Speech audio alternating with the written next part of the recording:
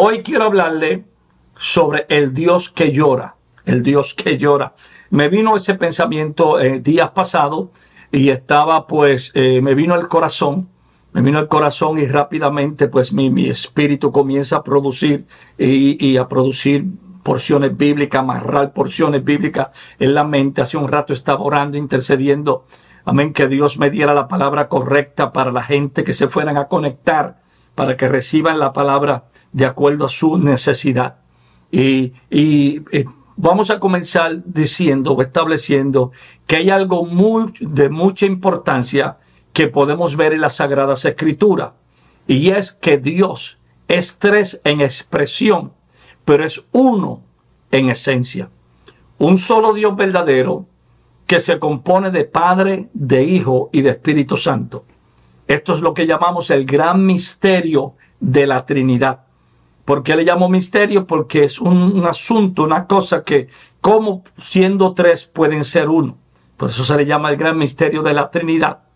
Pero en ocasiones, cuando vemos y comparamos al Dios del Antiguo Testamento con el Dios del Nuevo Testamento, con el Jesucristo hombre, pareciera como si el Dios que vemos en el Antiguo Testamento fuera más severo, más fuerte que el Dios que vemos en el Nuevo Testamento.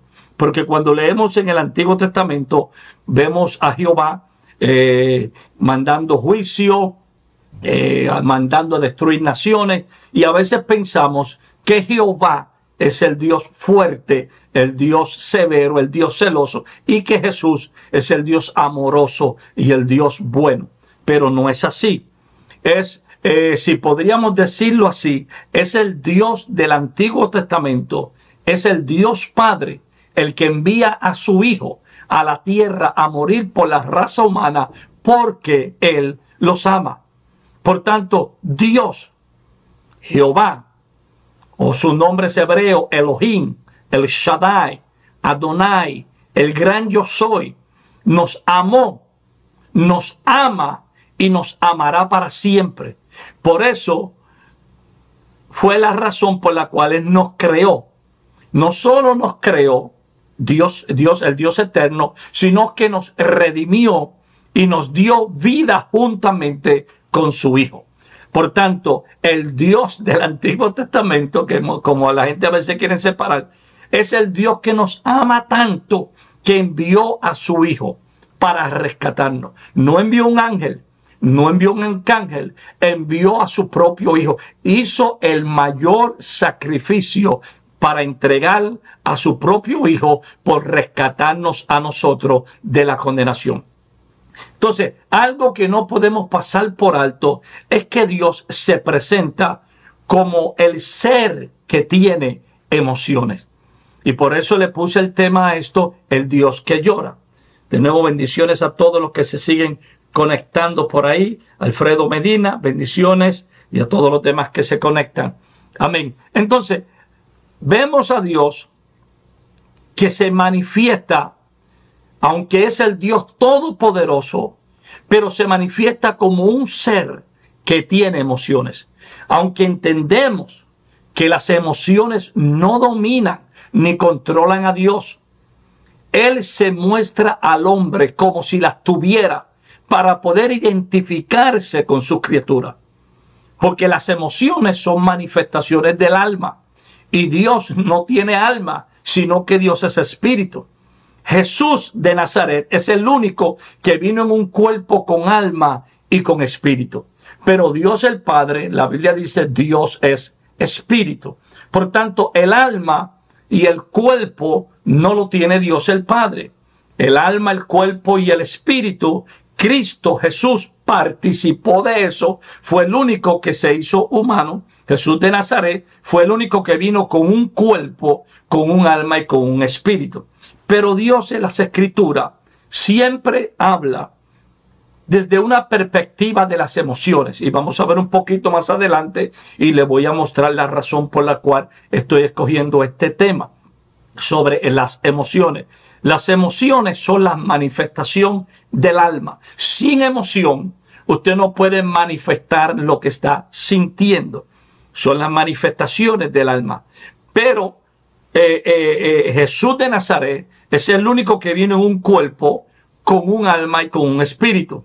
Pero su vida, la vida de Jesús, no fue controlada ni por su cuerpo, por su carne. ¿Se acuerda cuando el mismo Satanás le dijo, si eres hijo de Dios, manda que las piedras se conviertan en pan, porque después de 40 días no había comido y tuvo hambre, dice el verso Mateo 4, dice que tuvo hambre, pero él no permitió que su carne, su humanidad, su cuerpo lo controlase o tuviera algún tipo de control sobre él. Tampoco permitió que las emociones del alma lo controlaran, sino que él era controlado por el espíritu. A pesar de Jesús haber venido en un cuerpo con alma y espíritu, él no permite que nada lo controle, sino el espíritu. Por eso era que tenía una vida de oración. Por eso es que continuamente se iba de madrugada y pasaba en un tiempo de oración en la presencia del Padre. Por eso se iba a veces en las noches y duraba toda la noche en una íntima comunión con el Padre. Ahí era donde recibía las instrucciones del Padre de lo que debía hacer. Es la razón por la cual Jesús dice, yo no hago nada a menos que no sepa lo que el Padre quiere hacer, a menos que el Padre no me mande, a menos que el Padre no me indique, a menos que el Padre no me dé autoridad o me dé permiso para hacerlo. Todo lo que Jesús hacía era para agradar al Padre. Ahora, 1 Corintios, para los que toman nota ya, 1 Corintios, capítulo 15, en el verso 45, dice así, así también está escrito, fue hecho el primer hombre, Adán, alma viviente. El postrer Adán, espíritu vivificante. Note la diferencia. Y sabemos los que nos siguen en los estudios, sabemos que Adán, el primer Adán, vino a ser formado, fue hecho. Pero el segundo Adán o el postrer Adán, el último Adán, que es Jesús, ese fue formado, fue hecho un alma viviente, perdón, un espíritu vivificante. Así también está escrito, fue hecho el primer hombre Adán, alma viviente, el postrer Adán, espíritu vivificante. Ahora, voy a leer el mismo verso en la Nueva Traducción Viviente. 1 Corintios 15, 45. Las Escrituras nos dicen, el primer hombre Adán se convirtió en un ser viviente, pero el último Adán, es decir, Cristo, es un espíritu que da vida. El primer Adán peca. ¿Por qué? Porque es un alma, es un alma que está sujetada que complace los deseos de la carne. También está escrito, fue hecho el primer hombre Adán, alma viviente. Como él vivía por el alma, lo que llamamos era almático. Él vivía por las emociones. Por eso es que el pecado le entra por los ojos y por la boca. Por eso es que cuando Eva, su esposa, le trae el fruto, la fruta que tomaron del árbol de la ciencia del bien y el mal, lo cual la Biblia dice que ella lo vio, lo codició y lo comió, que todo tiene que ver con deseos, con emociones. Ahora Adán hace lo mismo. Adán no estaba siendo guiado por el espíritu, sino que estaba siendo guiado por el alma. Lamentablemente, como viven muchos creyentes, viven con el alma, viven por lo que sienten. Voy a la iglesia si lo siento. Oro si lo siento.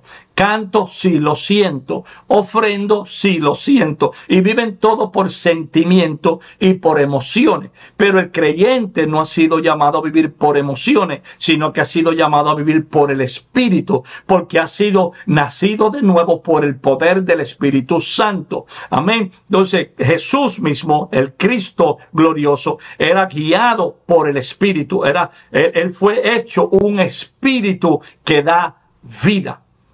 No por el alma, sino un espíritu que da vida. Pero tenía alma y tenía emociones, ¿ven? Pero no se dejaba controlar por ella. Pero vamos a seguir un poquito más adelante.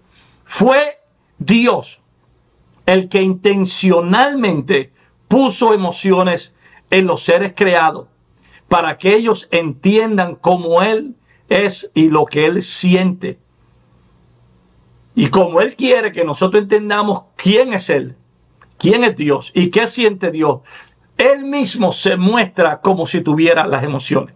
Vamos a ver en las Escrituras cuando Dios habla de que Él ama, cuando Dios habla de que Él aborrece, cuando Dios habla de que Él no se cansa, cuando Dios habla de que con un amor eterno te ha amado y sucesivamente, cuando habla de que llora, y vamos a verlo un poquito más adelante. Entonces, fue Dios el que intencionalmente puso emociones en los seres creados y para que ellos entiendan cómo Él es y lo que Él siente, se muestra como si Él mismo las tuviera. Dios es tan maravilloso, que quiere que tú lo conozcas a Él en tal forma, que quiere que tú lo conozcas a Él en tal dimensión, que Él se te presenta en una forma fácil, en una forma donde tú y yo lo podemos entender, donde tú y yo lo podemos ver, nos podemos conectar. Él es un Dios que quiere que tú y yo tengamos una experiencia tan plena y tan poderosa con Él, que, bueno, se hizo humano por tal de que el hombre lo llegara a conocer. Ahora, esto es maravilloso porque ya sabemos que Dios no tiene amor, sino que Él es amor.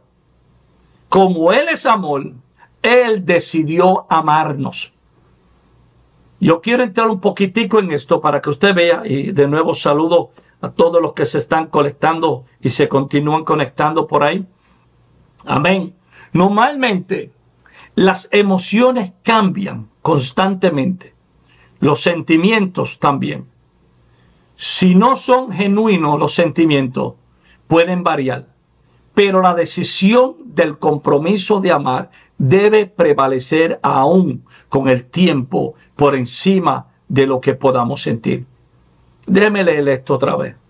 Normalmente las emociones cambian constantemente. Los sentimientos, si son genuinos, pueden variar, pero si no son genuinos, pueden variar. Pero la decisión del compromiso de amar debe prevalecer aún cuando el tiempo, aún con el tiempo por encima de lo que podamos sentir. ¿A qué me refiero? Amar es más que un sentimiento. Amar es una decisión. Amar es una decisión. Hay personas que dicen, es que no siento amarlo. Amar es una decisión. Usted puede amar hasta una persona que es difícil de amar. Wow. Wow. Usted puede amar aún a una persona que es difícil de amar, porque el amar es una decisión. Dios tomó la decisión de amarnos cuando estábamos perdidos en delitos y pecados, cuando estábamos hundidos, cuando éramos enemigos de Él, cuando habíamos pecado, cuando habíamos ofendido su santidad. Él decidió amarnos y la decisión de amarnos fue tan profunda que Él actuó en esa decisión enviando a su Hijo a morir por nosotros en la cruz del Calvario. Segunda de Timoteo, capítulo 2, en el verso número 11. Palabra fiel es esta: si somos muertos con Él, también viviremos con Él. Si sufrimos, también reinaremos con Él. Si le negáramos, Él también nos negará. Ahora mire el verso 13. Si fuéramos infieles, Él permanece fiel. Él no puede negarse a sí mismo. Entonces, uno de los pasajes favoritos míos, de nuevo, segunda de Timoteo, capítulo 2 y verso 11. Hay que leerlo de nuevo, segunda de Timoteo 2:11. Mire qué poderoso. Palabra fiel es esta: si somos muertos con Él, viviremos con Él. Ok. Si muero por Él, con Él, vivo con Él. Ok. Si sufrimos, también reinaremos con Él. Muy bien. Si le niego, Él me negará. Ok. Pero aquí el verso 13 cambia la cosa. Si fuéramos infieles, ¿Qué es lo que está supuesto a decir? Nótese la secuencia. Si muero con Él, vivo con Él. Si sufro con Él, reino con Él. Si le niego, Él me niega. Si soy infiel, lo que está supuesto a decir el verso es, Él es infiel. Si yo soy infiel, Él va a ser infiel. Si de la misma forma, si yo le niego, Él me va a negar. Si yo muero, Él me va a dar, voy a vivir con Él. Pero el verso no dice eso. Si fuéramos infieles, Él permanece fiel.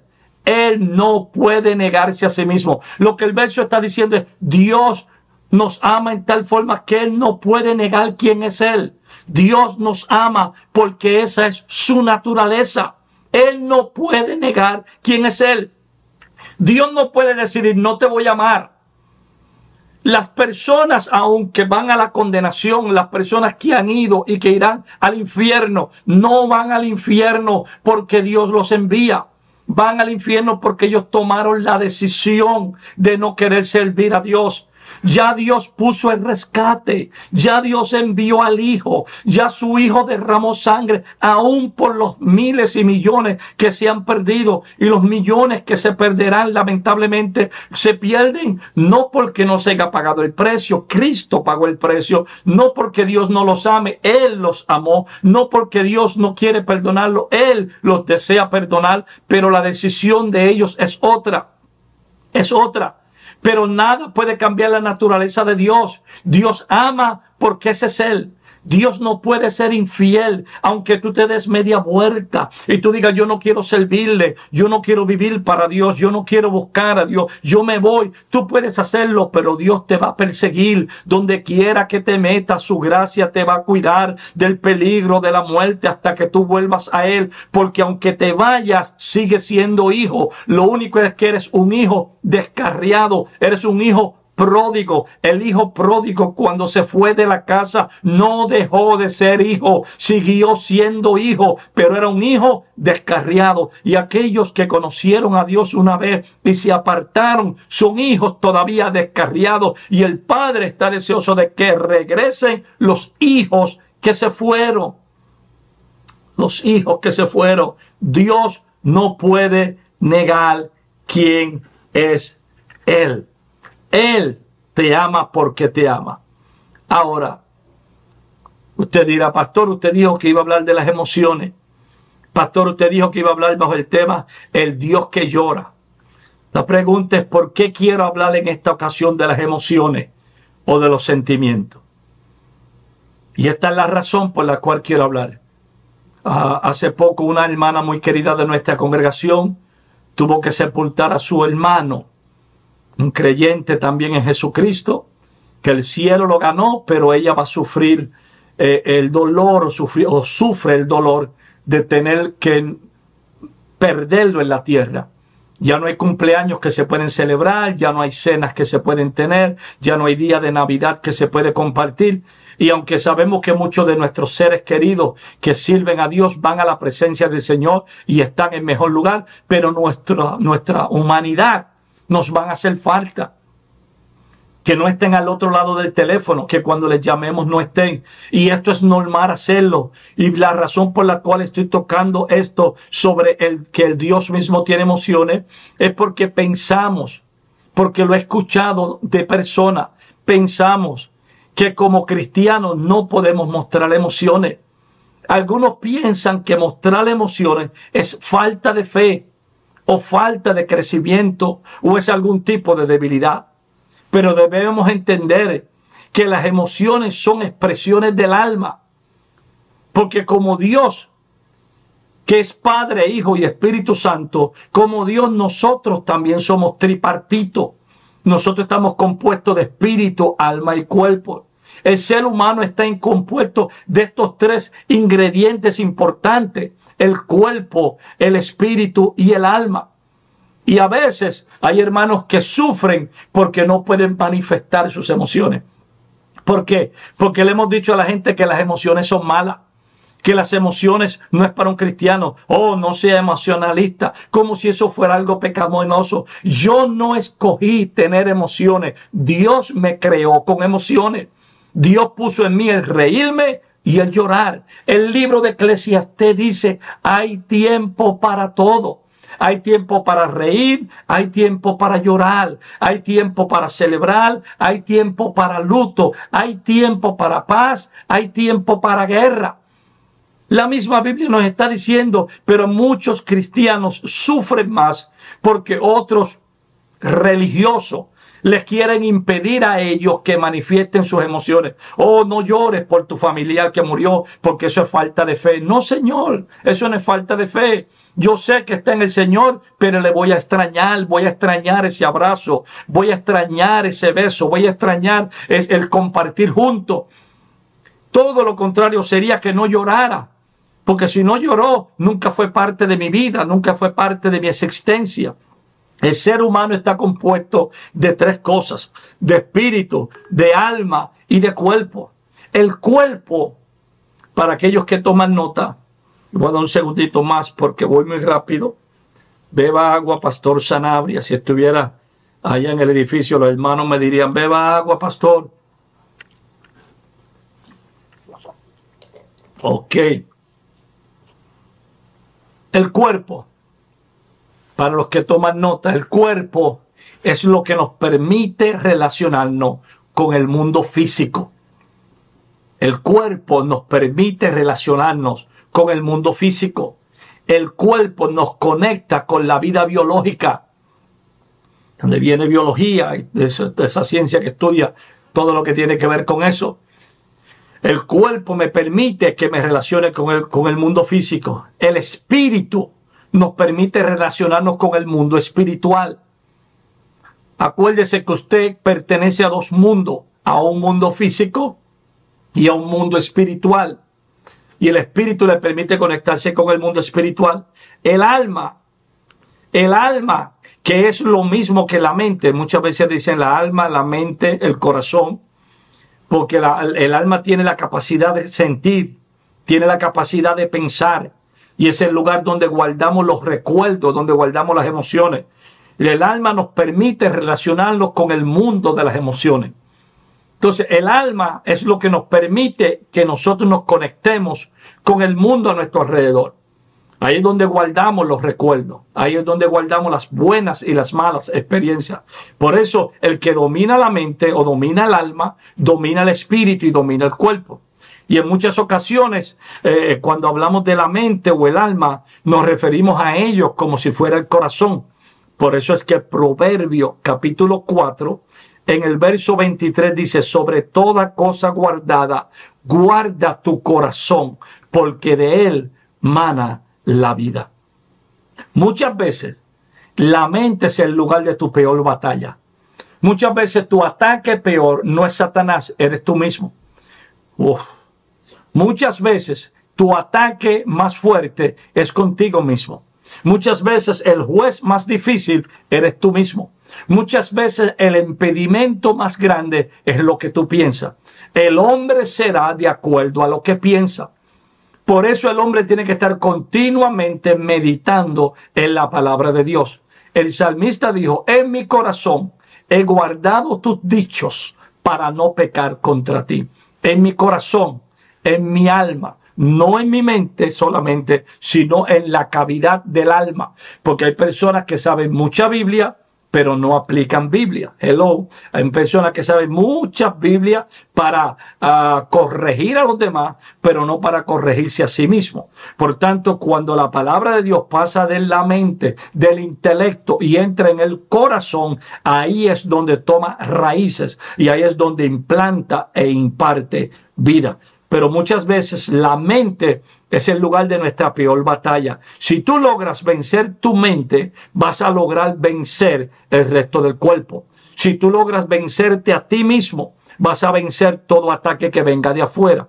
Hello. Por eso tú tienes que aprender a celebrarte tú mismo, a orar por ti mismo, a profetizarte a ti mismo, a animarte a ti mismo, a mirarte en el espejo y decir, Dios lo habló sobre mi vida y eso se va a manifestar. Tú tienes que ser tu propio profeta. Oh, yo quiero que alguien escriba eso ahí. No les he puesto a escribir nada todavía. Así que yo les voy a pedir que usted escriba por ahí en el chat para saber que está conmigo. Tiene que escribir, Tú tienes que ser tu propio profeta. Tú tienes que ser tu propio profeta. ¿Quién lo va a escribir por ahí? Tú tienes que ser tu propio profeta. ¿Por qué? Porque el profeta habla lo que Dios le dice. El cristiano debe hablar lo que Dios está diciendo. Lo que te da vida no es lo que te dice la gente, es lo que te dice Dios. El hombre vive de toda palabra que sale de la boca de Dios.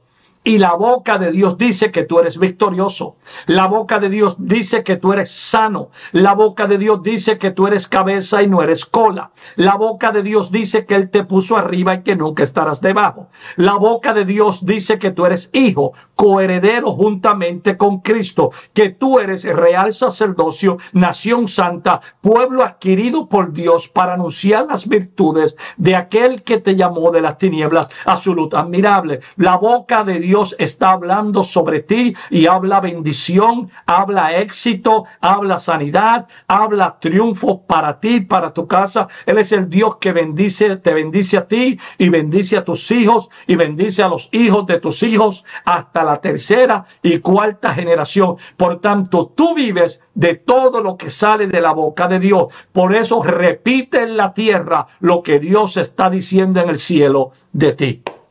Oh, ahí dice Marlene, yo soy mi propia profeta. Amén.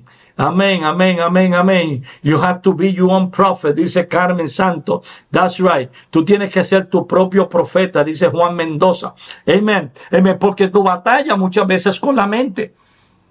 Tú puedes venir a la iglesia y se te da una palabra profética y gloria a Dios, pero muchas veces mientras vas de camino al carro, la duda quiere venir a robarte la palabra profética y tú tienes que profetizarte a ti mismo. Tú tienes que decir, no, Dios lo dijo y si Dios lo dijo, yo lo creo. Tú tienes que decir, tú tienes que ser un eco en la tierra de lo que Dios está diciendo en el cielo. Tienes que ser un eco en la tierra de lo que Dios está diciendo en el cielo. Dios está diciendo algo en el cielo que tú estás repitiendo en la tierra. ¿Estás repitiendo lo mismo que Dios está diciendo o estás repitiendo otra cosa? Amén. Yo soy mi propio profeta, dice Gedeón. Amén, amén, amén, amén. Por tanto, tú tienes que vencer la batalla de tu mente profetizándote, hablándote. ¿Qué vas a hablar? Bueno, lo que dice Dios, lo que dice la palabra. ¿Qué dice la palabra? Por su llaga fuimos curados. Pues dilo sobre tu vida. ¿Qué dice la palabra? Te puse arriba y no abajo. Pues dilo con tu boca. ¿Qué dice la palabra? Bendito eres tú en tu entrada y bendito en tu salida. ¿Qué dice la palabra? Que Dios te bendijo con toda bendición espiritual en los lugares celestes en Cristo Jesús. Pues comienza a repetir. Tú no necesitas un profeta que venga de afuera a decirte lo que ya Dios dijo de ti. Está escrito. Escrito está. Repítelo sobre tu vida. Aleluya. Amén, amén, amén, amén, amén, amén.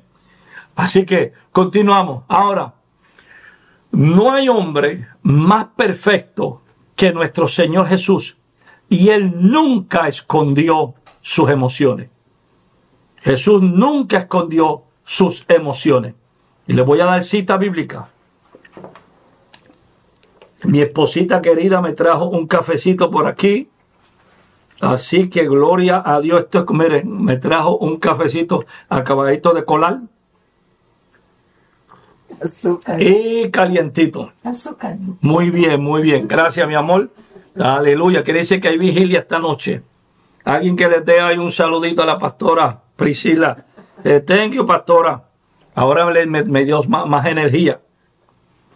Amén, amén, amén. Ahora, no hay hombre más perfecto que Jesús y Jesús nunca escondió sus emociones. Porque las emociones no son debilidad, como dicen algunos religiosos. Las emociones no son falta de fe. Si son falta de fe, entonces Cristo no tenía fe. Si son falta de fe, entonces Jesús estaba mal. Si eran débiles, entonces Jesús estaba débil, el que la mostró. Mire, mi hermano, Juan 11:35, para los que toman nota en la casa. Juan 11:35, Jesús llora frente a la tumba de Lázaro. Qué poderoso es esto. Jesús es Dios. Es tan Dios como el Padre y tan Dios como el Espíritu Santo y no esconde sus emociones. Podemos ver en este pasaje a Dios que llora, al Dios que llora. Aleluya. Un Dios, el Dios llorando. Dios llora ante la tumba de Lázaro, aunque sabe que él lo va a resucitar. Él sabía que lo iba a resucitar. Si usted sabe que lo va a hacer, no había necesidad de llorar, pero él llora ante la tumba de Lázaro, aún sabiendo que lo va a resucitar. No sabemos exactamente qué lo llevó a llorar, pero lo importante es que lloró. ¿Por qué? Porque se compadeció ante la escena que estaba frente a él. Cuando él vio la escena que estaba delante de él, Marta y María llorando, todos los judíos diciendo, wow, ¿qué pasó? ¿Por qué no vino a resucitarle? Cuando vio lo que estaba pasando, Jesús se conmovió en espíritu y lloró. La Biblia dice que cuando se encontró con el joven rico, Jesús lo amó. Marcos 10:21. ¿Se acuerda la historia del joven rico? Que Jesús le dijo, vende todo lo que tiene y dalo a los pobres. Marcos 10:21. Cuando el joven da media vuelta y se va, dice que Jesús lo amó. Porque el joven se va diciendo, son muchas las riquezas que tengo y no me voy a desconectar de mi riqueza. Y Jesús lo amó porque dijo, tan cerca que estás de alcanzar la salvación y das media vuelta y te vas. Entonces Jesús mostró emoción. Primero llora frente a la tumba de Lázaro. Ahora muestra que, o se dice el texto, que amó al joven rico. También la Biblia dice que Jesús amaba a Marta, a María y a Lázaro.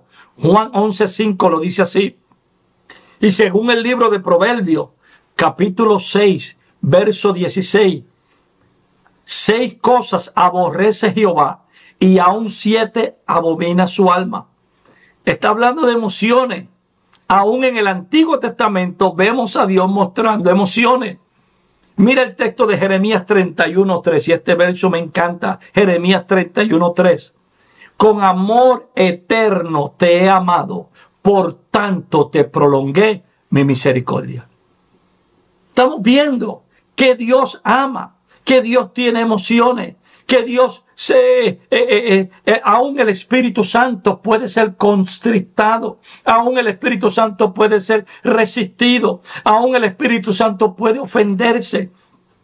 Entonces, el Dios que tiene emociones, el Dios que se manifiesta y te deja saber que él también, hay muchas ocasiones que él estaba triste o afligido por la condición de Israel, porque usted va a ver muchas referencias en las escrituras que habla de cómo Dios amaba a Israel y cómo Israel le era infiel y cómo Dios se dolía por Israel. Entonces, yo soy creyente de Jesucristo, yo soy un hijo de Dios y estoy pasando un momento difícil y no puedo mostrar emociones.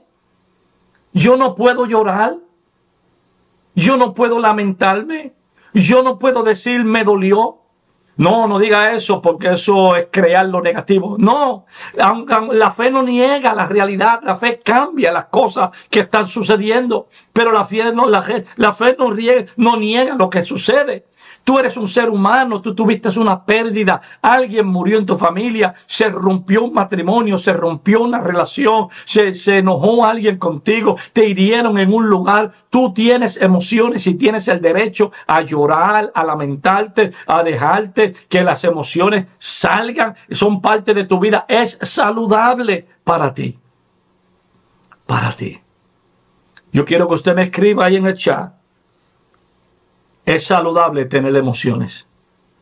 Es saludable tener emociones. A lo que yo bebo un poquito de café, que esta va a ser mi emoción, te va a poner a escribir ahí. Es saludable tener emociones.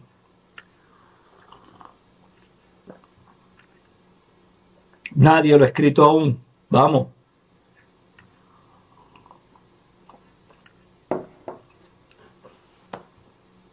Me dejaron solo los hermanos. Lo que no es saludable es que las emociones te controlen a ti. Emociones controladas es saludable. Pero no que las emociones te controlen a ti. Es saludable tener emociones. Es saludable. ¿Cómo usted me va a decir a mí que un ser suyo murió y usted no lloró? La Biblia dice que cuando Moisés murió, lo lloraron 30 días. 30 días lo lloraron. 30 días lo estuvieron llorando. Y en las escrituras, David lloró la muerte de Saúl. Y usted sabe que Saúl se convirtió en un enemigo de David, pero David lloró la muerte de Saúl y la muerte de Jonatán. Jesús llora la muerte de Lázaro. ¿Cómo usted me va a decir a mí que tengo que guardar y esconder las emociones como si fuera algo malo? No, es saludable. Ahora, lo que no es saludable es estar toda la vida llorando. Lo que no es saludable es permitir que el llanto me lleve a una depresión. Lo que no es saludable es que en la depresión me lleve a descuidar mi físico, descuidar mi familia, descuidar mis hijos. No, son emociones controladas, son emociones que hay que dejarlas salir en el momento correcto y luego tratar con ellas e ir pasando las diferentes etapas hasta que continuamente te sana. No olvidarás lo que sucedió, pero ya no te causará el dolor que te causó. No olvidarás lo que te hicieron, pero no te causa el dolor que te causó en aquel momento. No olvidarás al ser querido que partió, pero ya lo recuerdas, no con el dolor que manifestaste en el momento que supiste la noticia que tu familiar pasó a la eternidad. Pero es saludable tener emociones.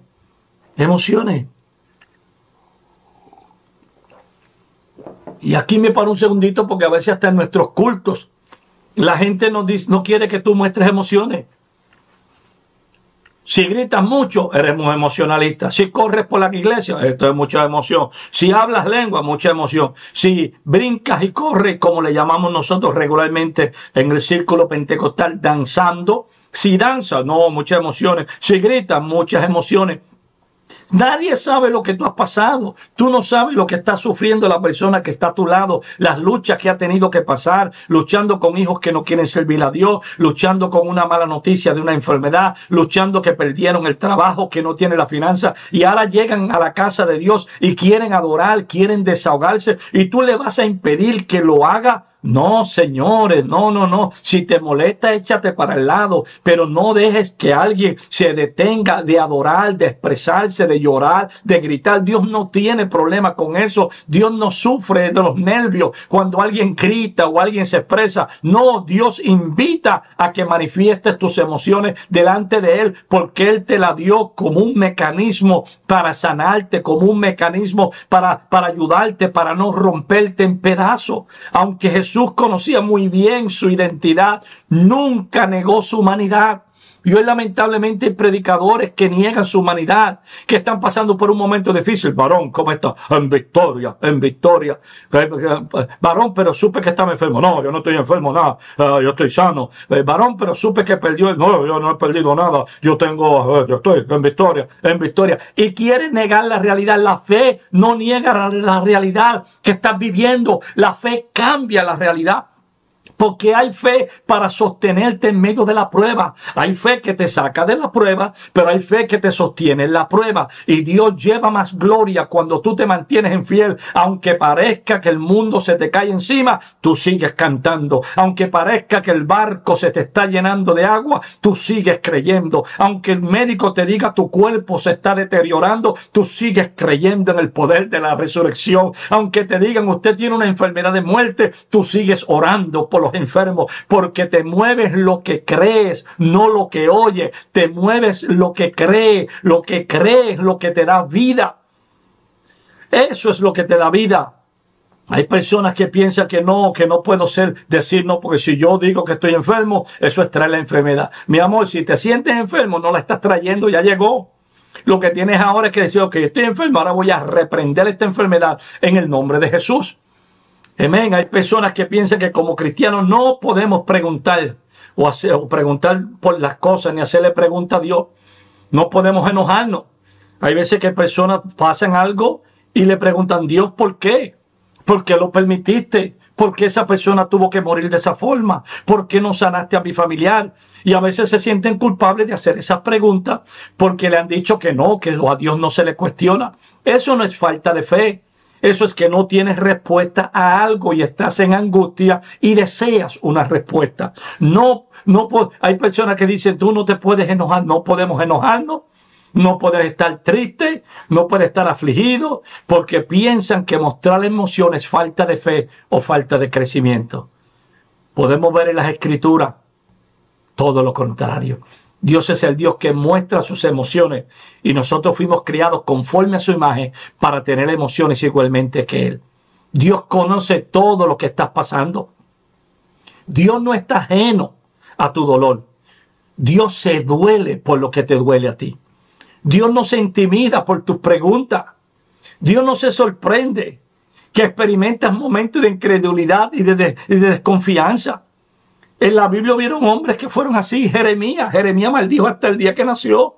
Jeremías dijo, ¿para qué me dejaste nacer? Yo me hubiese muerto en el vientre de mi madre. Y Dios no mató a Jeremías. Dios siguió tratando con Jeremías. Es más, Dios dijo, Jeremías, antes que tú te formase o que yo te formase en el vientre de tu madre, te llamé y te hice profeta. Dios lo hizo profeta. Y al que Dios hizo profeta, llega un momento de aflicción y dice, yo quisiera haberme muerto. El mismo Job comienza a cuestionar a Dios por la situación que está pasando. Dios nunca lo mató, ni tiró un rayo que lo matara, lo destruyera. No, Dios no tiene nervio. Dios no está turbado ni preocupado. Tus preguntas no intimidan a Dios. Tus arrebatos, que yo no quiero, que no vuelva a orar, que no vuelva a ayunar, que no vuelva a servir, que yo dejo la iglesia y que tiras la Biblia. Dios se queda quietecito porque Dios sabe que a pesar de todo, tú le amas. Y una vez que se te pasa el enojo, vuelve el Espíritu de Dios a tocarte, vuelves a sentir su presencia, vuelve a despertar ese deseo por Él y vienes llorando delante de Él diciendo, oh my God, I didn't mean it, Lord, I didn't mean it, yo no lo quise decir así, perdóname, tú sabes que te amo. Es como dice el cántico, hay un cántico que dice, ¿qué tiene tu espíritu? Que cuando me toca, me das la templanza, me das la paz. ¿Qué tiene tu espíritu? No puedo entender cómo tú me amas. No puedo entender cómo todavía, a pesar de mis arranques, todavía tú me amas. Dios ha tomado esa determinación de amarte y Dios no se sorprende cuando te vienen los momentos esos desesperantes que tú dices, no voy a servir, no voy a seguir. Dios dice, tranquilo, yo te conozco. Yo sé que tú te vas a levantar de ahí. Dios no deja de ser Dios porque usted o yo tengamos momentos donde nos falte la fe. La incredulidad no le roba a Dios lo que es. Yo quiero que usted vaya conmigo a esta última cita, ya para dejarles Hebreos 4:15. Ahí donde usted está, en su casa, búsquelo. Hebreos capítulo 4, el verso número 15. Mientras bebo un poquito del café que me hizo mi esposa.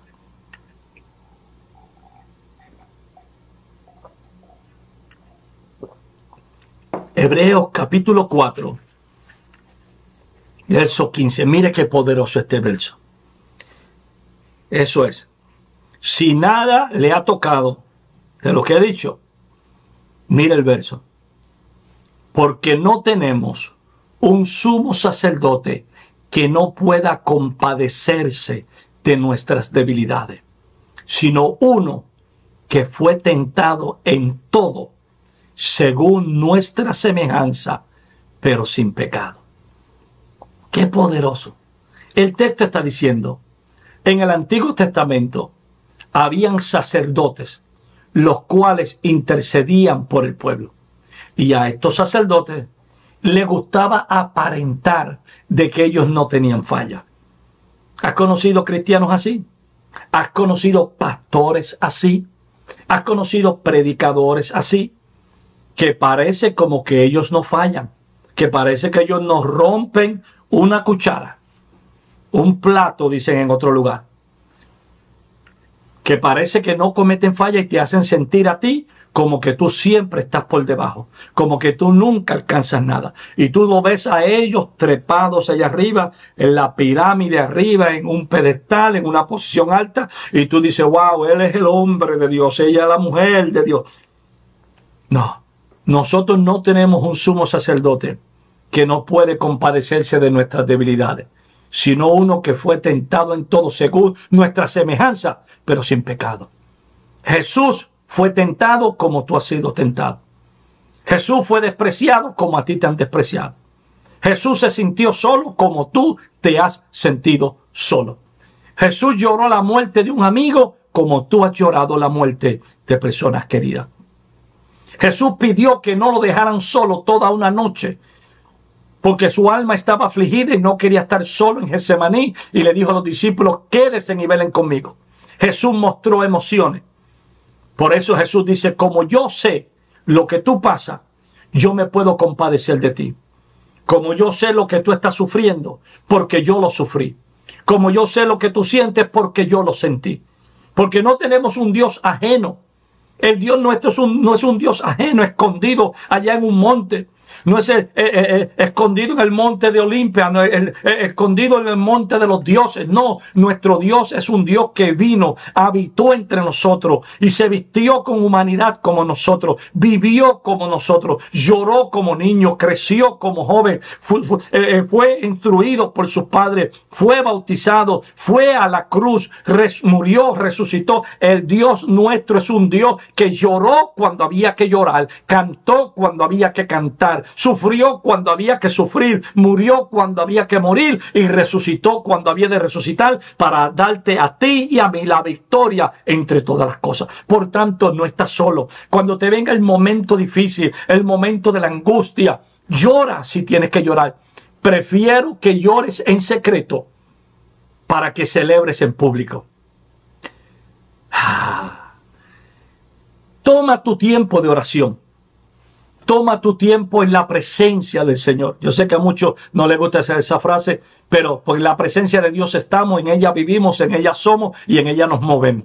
Pero toma tiempo en la presencia de Dios y llora, grita, pelea, haz todo lo que tenga que hacer delante de tu Padre. Tu Padre te entiende y después que termine vas a sentir los brazos amorosos del Padre abrazándote, consolándote, y te levantas, te secas las lágrimas y te presentas al mundo. Que el mundo no te vea llorando, que el mundo no te vea débil, ni mucho menos el diablo ni los demonios te vean con lágrimas en los ojos. Tus lágrimas es para tu tiempo de intimidad con Dios. Tus lágrimas es para tu tiempo en la presencia del Padre. Tus lágrimas es para derramarlas sobre los pies del Maestro y lavar los pies del Maestro. Pero cuando te enfrentes al mundo, rostro en alto, rostro erguido, bendecido con toda bendición espiritual. Mujer de Dios, no baje tu cabeza porque se te cae la corona. Mujer de Dios, eres reina, eres princesa. No bajes la cabeza porque se te cae la corona. Levanta tu cabeza en alto, sonríete porque eres bendita con toda bendición espiritual, porque el Padre te ama. No importa lo que pasaste llorando en el cuarto, en la habitación, en el lugar, ese es el lugar para arreglar tus lágrimas y darle lugar a las emociones, y no le permitas a nadie que te juzgue ni te condene por ser emocional o por dejar tus emociones manifestarse, porque después que ellas corren como un río, la gracia, la fuerza, el valor, la victoria de Dios se apodera de ti y te ayuda a vencer un día más, un momento más, una vida más, en el nombre poderoso de Jesús de Nazaret.